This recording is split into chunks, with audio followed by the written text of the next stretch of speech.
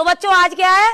15 अगस्त। तो आज 15 अगस्त पर हमारे स्कूल में विधायक जी आने वाली हैं, तो वो तुमसे कुछ सवाल पूछ सकती हैं, जैसे कि तुम्हारे स्कूल का क्या नाम है, तो तुम्हें बताना है सरस्वती ज्ञान मंदिर। ठीक है। और दूसरा सवाल ये पूछ सकती हैं कि हमारे देश के प्रधानमंत्री कौन है, तो तुम्हें क्या बताना है? नरेंद्र मोदी। ठीक है। और विधायक जी ये भी पूछ सकती हैं कि हमारा देश कब आजाद हुआ था, तो तुम सबको क्या बताना है? 1947। ठीक है? ठीक है मैम। बच्चों तुम तो बस आंसर रट लो। ठीक है मैम।